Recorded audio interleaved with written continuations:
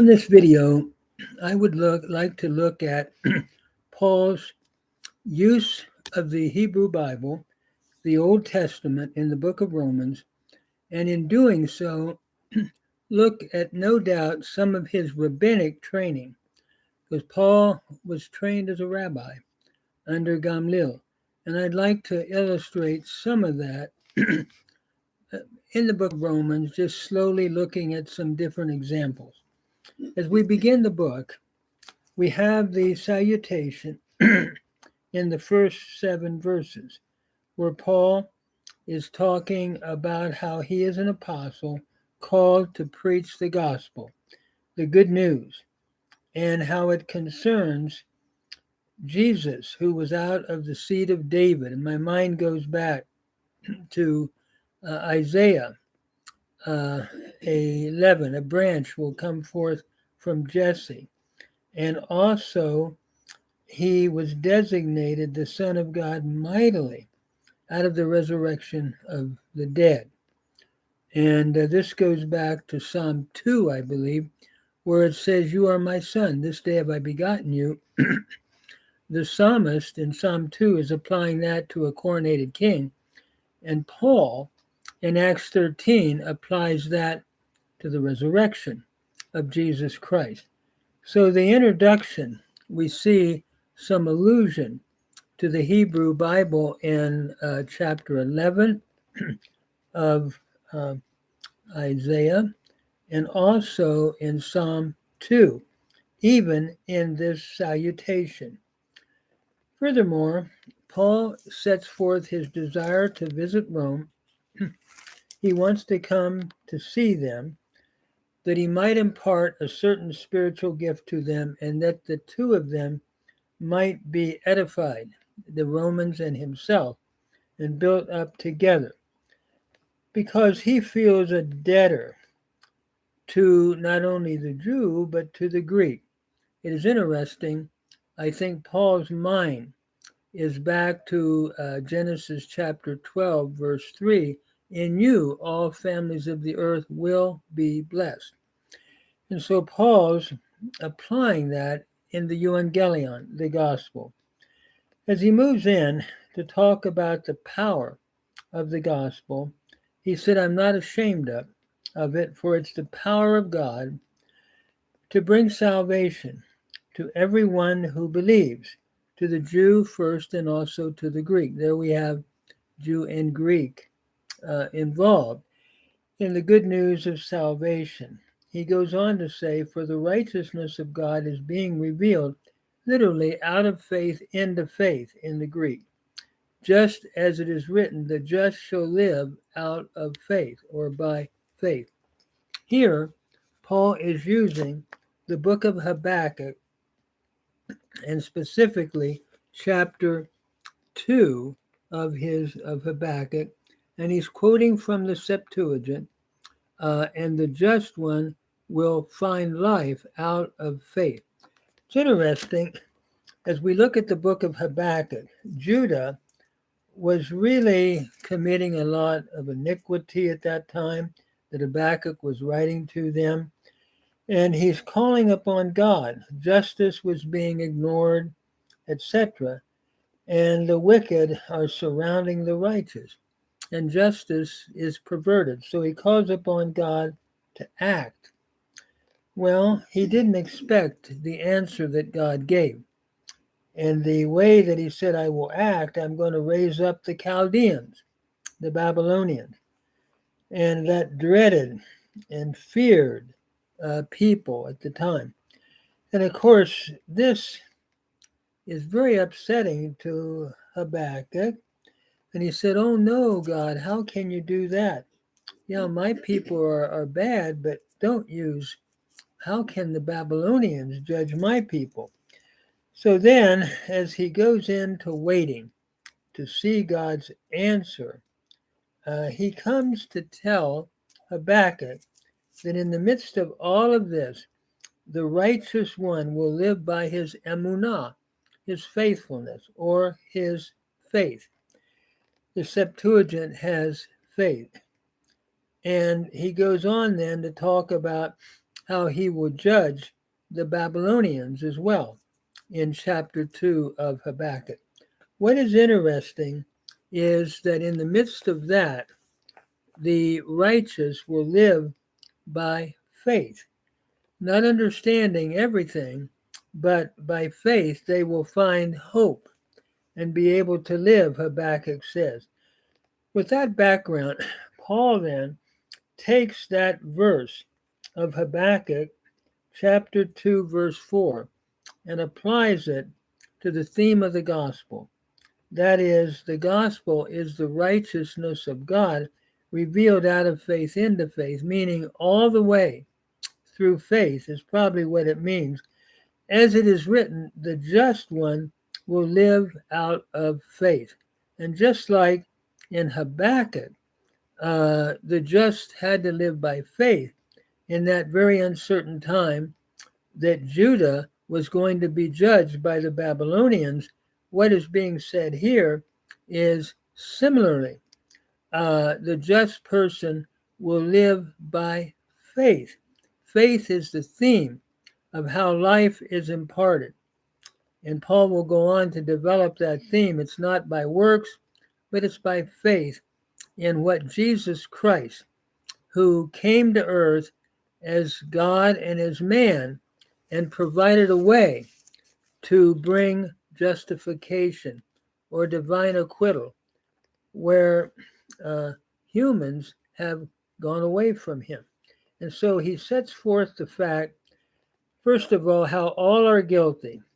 In chapter 1, 18 to 32, the Gentiles are guilty because they at least have God in nature, but instead of worshiping him, they worship the idols and worship things made by their own hands and bow down and worship that instead of God. They worship the creature instead of the creator. Furthermore, the Jewish people, Paul argues, do the same thing. They have the Torah, they have the law, but they don't do it. And so as a result, they're seen as guilty as well. So what Paul is saying, both Gentile and Jew are now guilty. So as he goes on into chapter 3, he's going to conclude by quoting many, many scriptures from a lot from the Psalms to show the universality of guilt, that everybody is under sin, whether Jew or Greek. And he has what is called pearl stringing. As a rabbi, they would often string together a number of passages to make a point. And Paul is doing this in verses 10 and following of Hebrews chapter 3 to bring a summation or a summary of the theme of universal guilt. And notice as we look at these verses, verse 10 and following, he is quoting from a variety of texts. He's quoting, for example, from Psalm 14, 1 to 3, Psalm 53, 1 to 3, Ecclesiastes 7, 20. He quotes from Psalm 5, 9, also from Psalm 140, verse 3, from Psalm 10, verse 7, from Isaiah 59, 7 to 8, and from Psalm 36, verse 1, and then also Psalm 143, verse 2. And he does this actually from beginning at verse 10 and going through to verse 20, summarizing by pearl stringing together a number of texts to drive home the point. And that is a rabbinic method that I think Paul was trained in, and he's using it here. Notice what he says as he comes to the scripture It is written, there is none righteous, no, not one. There is none who understand. There's none righteous. There is none that seek God. All have turned aside and have become unprofitable. There is none doing kindness, no, not even one. Their throat is an open tomb. With their tongues they use deception. The poison of venomous snakes is under their lips. The way of truth, or their mouth, I should say, is full of bitterness and cursing. Their feet are swift to shed blood. Misery and destruction are in their paths, and the way of peace they have not known. And there is no fear of God before their eyes. And we know this is the pearl string that he's done with all the passages that we had mentioned that he's quoting from. He's stringing them together to drive home a point. And that's a rabbinic way of teaching. And he said, we know that whatsoever the law is saying, it's saying to those that are under the law, in order that every mouth might be closed and all the world might become guilty before God, because out of the works of the law, no flesh shall be justified before him. For through the law is the knowledge of sin. In other words, this shows us the knowledge of sin, how we are sinners. So what I'm seeing here is two uses of the Hebrew Bible by Paul that would remind me of what a typical rabbi would do. And that is, he's taking Habakkuk and applying the theme of justification by faith from that prophet Habakkuk in the background that we had mentioned. And then in chapter 3, he is pearl stringing a number of texts together, most of which are from the Psalms, to show the universality of guilt. And it's interesting, I've been doing some reading of C.S. Lewis, in which he is talking about how God created a world where people had to be free. Otherwise, we would just have automata. We would just have machines. And that would not bring love. So he allowed in his creation for freedom of the will. And what Paul's saying is humankind has messed that up all through history. What Paul has described is the story of mankind over and over and over and over. That's why Paul's not ashamed of the gospel, because the only thing that will actually change the human heart is a rebirth, which Christ gives and is able to do by coming to earth and by becoming God and becoming perfect man. So as the God-man, he could pay for our sin upon the cross. And Paul will go on to say, we receive that by faith. And when we do, our life is transformed. Our life is changed. And so I think just looking at these two examples, I think we see Paul, the rabbi, building his case, but concluding it with the pearl stringing of chapter 3, showing the universal guilt of all humankind through human history. And God allowed for the freedom of the will. He didn't, many have said the world is a messed up place.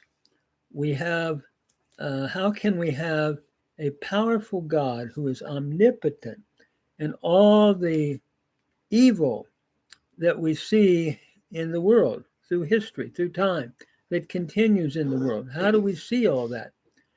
And I think I appreciated C.S. Lewis's thought, and that is God in creating this world, chose to create mankind or humankind with freedom of the will.